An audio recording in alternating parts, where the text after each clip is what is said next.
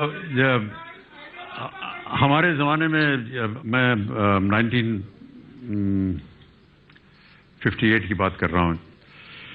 घर में ऐसा वातावरण होता था कि अब लड़का स्कूलिंग हो गई, अब स्कूल के बाद कहाँ जाना चाहिए, तो हमेशा ही रहता था कि ग्रेजुएट एक बहुत बड़ी चीज़ होती थी। ग्रेजुएट हो जाओ यार। आजकल के नौजवान तो 5-6 साल की उम्र से बता देते हैं कि उनको क्या करना है, और यहाँ पर सब बहुत ही विख्यात और शानदार क्रिकेट के महारथी बैठे हुए हैं। इनको और कहीं ना कहीं इनके मन में आया होगा कि हम जाकर के क्रिकेट खेलेंगे, और बहुत पहले से तैयारी कर ली।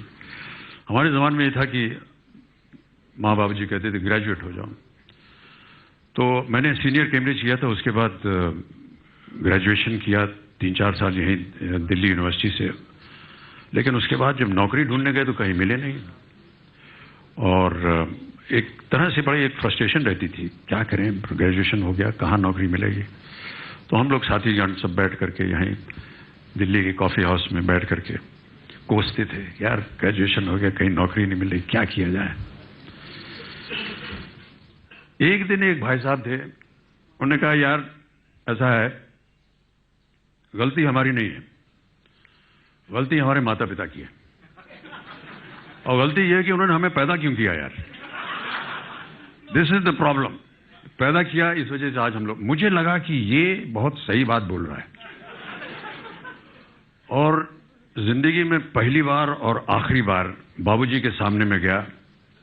कभी भी उनके सामने मैंने ऊंचे स्वर में बात नहीं की। मैंने कहा आज मुझे पता चल गया है कि वजह क्या है इन सब बातों की, आपने मुझे पैदा क्यों किया था। बाबूजी शांत रहे, कुछ बोले नहीं, और हम विलिंगडन क्रेसेंट में, जो कि अब उसका नाम शायद बदल गया है, मदर टेरेसा क्रेसेंट हो गया है, 3 मूर्ति के बगल में मकान था, वहाँ वो सुबह सुबह 4 बजे घूमने जाया करते थे। पीछे डिप्लोमेटिक एनक्लेव है, अब तो बहुत सारी एम्बेसीज बन गई वहाँ पर, पहले जंगल बियाबान होता था वहाँ। और वो 4 बजे उठ करके वो जब जाने लगे तो वो मुझे उठाते थे पढ़ने के लिए। तो एक कागज़ छोड़ गए बिस्तर पर, और मैं जब उठा तो मैंने देखा कि उन्होंने एक छोटी सी कविता लिख करके, जो रात को मैंने उनसे कहा था, उसके उत्तर में उन्होंने ये कविता लिखी।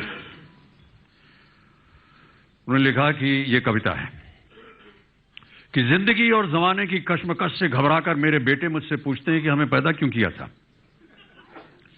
जिंदगी और जमाने की कश्मकश से घबराकर मेरे बेटे मुझसे पूछते हैं कि हमें पैदा क्यों किया था, और मेरे पास इसके सिवा कोई जवाब नहीं है कि मेरे बाप ने भी मुझसे बिना पूछे मुझे क्यों पैदा किया था।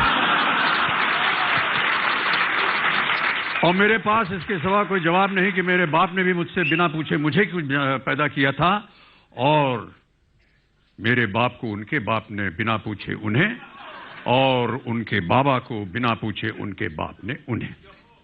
जिंदगी और जमाने की कश्मकश पहले भी थी, आज भी है, शायद ज्यादा, कल भी होगी, शायद और ज्यादा।